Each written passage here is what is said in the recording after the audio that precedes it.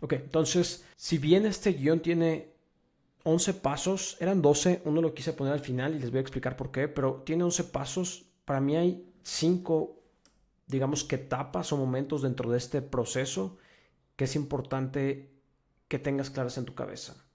¿Ok?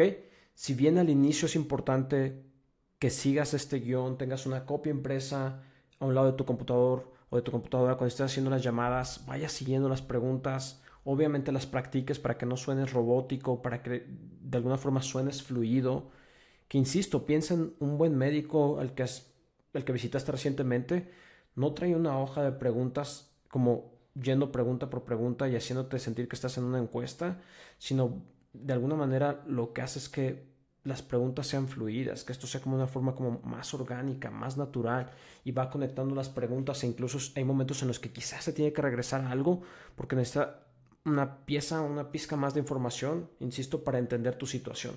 Y de eso se trata. Entonces, ¿cuáles son esas como 5 fases? Insisto que es importante que tengas claras en tu cabeza. Um, Vamos a ver si puedo hacer esto. Entonces te decía, hay 5, digamos que principales elementos de este guión y que si tú tienes de alguna manera o si eres consciente de estos 5 elementos, puedes navegar el guión y los 11 pasos incluso sin tener que memorizártelos por completo. Insisto, este va a ser como tu mapa de ruta para tú poder navegar la llamada de ventas de principio a fin. Entonces, vamos a ver si nos deja. Sí, perfecto. Número 1, rapport. ¿Ok? Número 2 tiene que ver con frame. ¿Ok? Número 3 tiene que ver con pain. ¿Ok? Número 4 tiene que ver con discovery. Y finalmente número 5 tiene que ver con tu pitch. Este es como el camino que tú tienes que seguir, ¿ok? Y insisto, enseguida les voy a como desglosar ese paso a paso, les voy a explicar paso a paso qué hay dentro de cada uno de estos elementos, pero si tú sigues esta ruta y tú entiendes cómo tienes que navegar durante esa llamada, va a ser mucho más fácil todo, ¿ok? Número 1, rapport.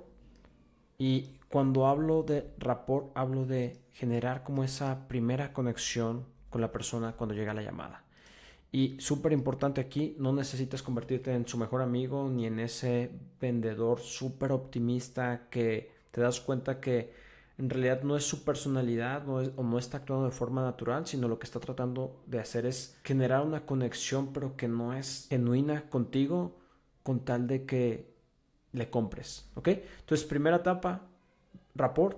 Lo segundo tiene que ver con el frame y básicamente esto significa las reglas del juego, cómo va a transcurrir la llamada, que él tenga una idea de qué es lo que van a hacer en la llamada y, insisto, cómo va a transcurrir esta llamada de principio a fin. Le va a dar mucha más tranquilidad el entender de forma anticipada, insisto, en qué consiste esta llamada, que estar ahí con un desconocido durante 45 minutos sin entender qué es lo que va a pasar de principio a fin. Tercero, tiene que ver con descubrir el dolor de la persona, ¿sí? ¿Cuál es ese dolor o qué lo trajo a la llamada? ¿Ok?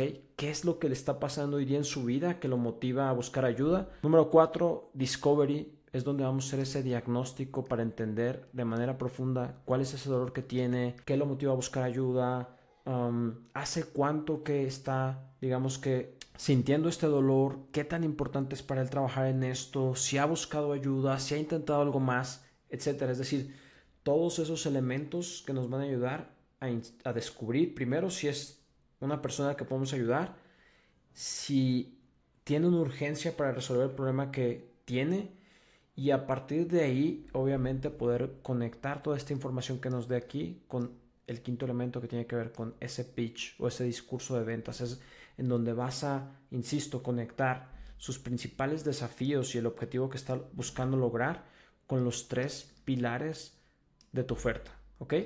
Y es de esa manera que vas a hacer que él sienta que esto es como un traje a la medida, que lo que le estás ofreciendo está hecho y diseñado específicamente para él. Y esto se logra, insisto, cuando haces un buen discovery, cuando haces un buen diagnóstico, cuando haces las preguntas que necesitas, porque entiendes que quizá no son los 3 elementos de tu oferta de los que necesitas hablar sino quizá hay uno en el que necesita hacer más énfasis y es este en el que él quiere centrar su atención y el que él siente que necesita trabajar más para lograr el resultado que está buscando.